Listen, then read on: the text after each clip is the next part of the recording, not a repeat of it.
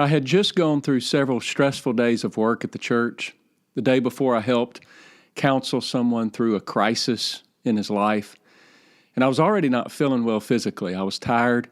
And to top it off, someone with good intentions gave me some constructive criticism that I'd normally let go in one ear and out the other. But this time, for some reason, it settled in on me and it sent me spiraling emotionally. Under normal circumstances, not one of these things alone would have that sort of emotional toll on me. But when they were all combined together, it created a perfect storm. And in years past, this spiral could have left me in a bad place for sometimes up to 2 or 3 days. Can you relate to this sort of experience in your life? This was actually only a few months ago. But this experience was much different from past experiences years ago. This time, I had exactly what I needed to come out of this emotional downturn quickly and healthily. I had healthy relational connections in my life. I'd already spent the time needed to create those healthy attachments in my life with key people, people that I could trust and be vulnerable with and bond to during critical times in my life. Learning how to have healthy relational connection is a huge part of growing your character. So stay tuned. In this session, I want to give you some insight on how to have healthy relational connections.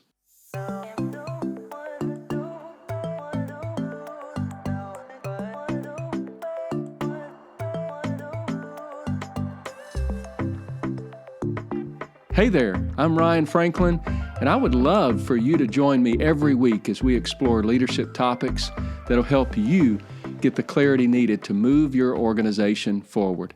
Just hit the subscribe button and the bell to get notified as soon as I post a new session. And before we get started, I do want to mention that I have a great new product called the Christian Leader Blueprint.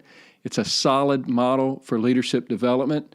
And if you've been looking for something that can help you or your team members develop in leadership, look no further than the Christian Leader Blueprint. And I want to give it away to you for free as my gift to you. Just go to christianleadermadesimple.com and you can download it for free today.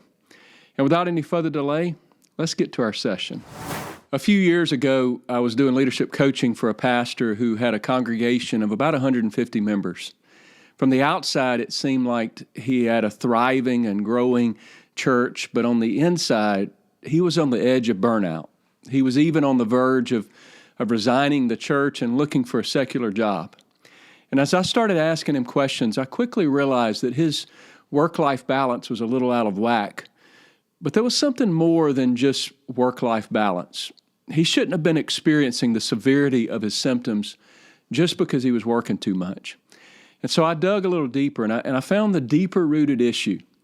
He was a pastor surrounded with relationships, with a pastoral team, lots of volunteers, and a congregation of about 150, but he would only allow people a certain distance into his close circle, and then they would hit a wall.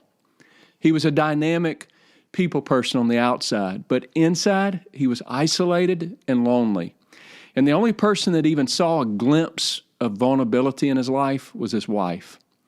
For sake of time, I'm not going to go into all of the details, but over the next few months, we worked hard to uncover the things that were causing him to resist these need-based relationships.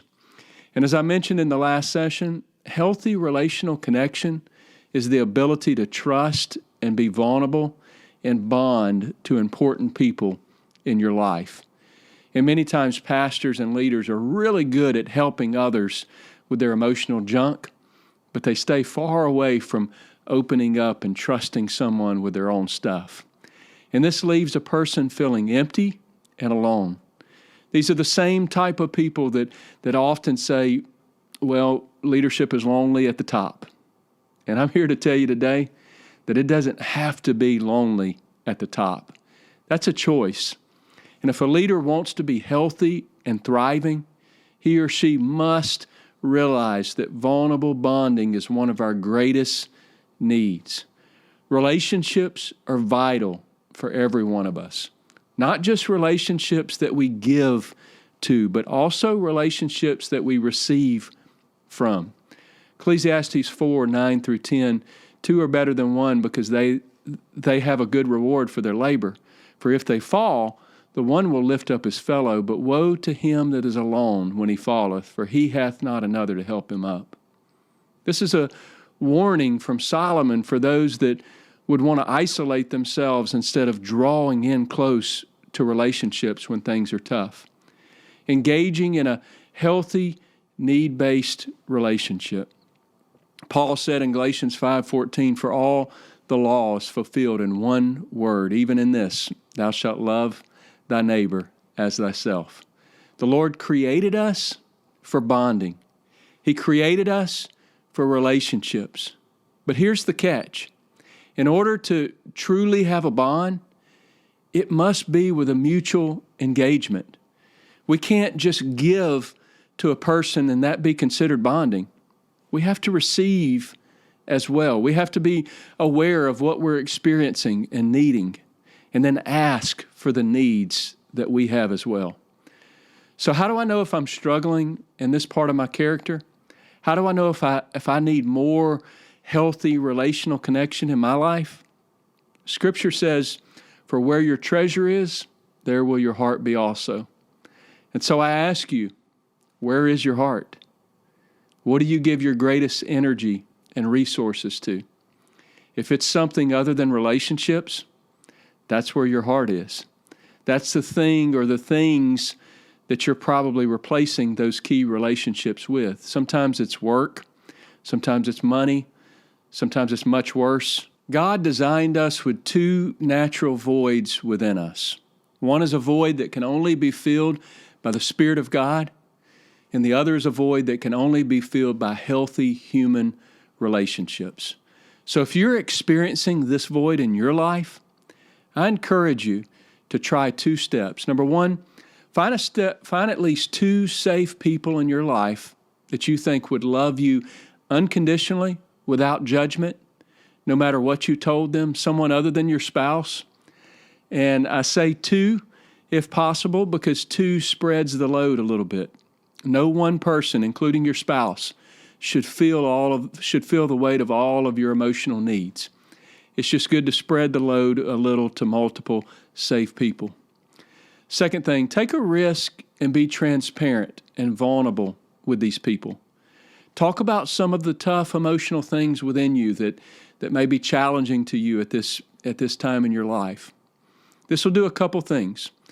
When you have the opportunity to share your heart with a safe person, there's no doubt that it'll lift the load of whatever you're carrying. And it's going to give those individuals the opportunity to feel a closeness to you that truly draws them in and bonds you to them in a way that's needed for that healthy relational connection. And it's amazing how hardened people have the ability to melt in the presence of empathy from another person. And it works both ways. When you allow somebody to empathize with you, you get healing, and guess what? They get healing. Your hurt and loneliness is impacted, and their hurt and loneliness is impacted. Vulnerability opens the heart and allows love to be exchanged. And when you admit that you have needs and you ask for those needs, something happens that can literally transform your life.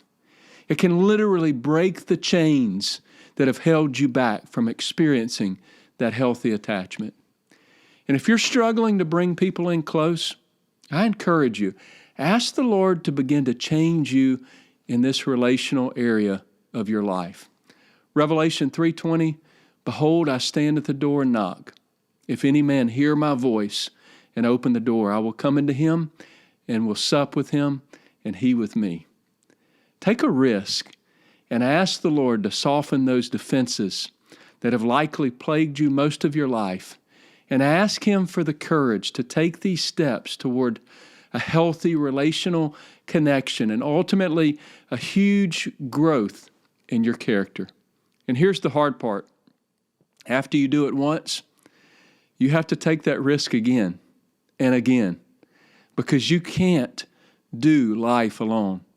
You need Jesus, but you also need human relationships in your life as well. Push past your desire to detach from people or to become overly moody or to become passive aggressive. Move past whatever you're using to push people away and engage with healthy relational connections in your life. You're going to see your character grow like never before.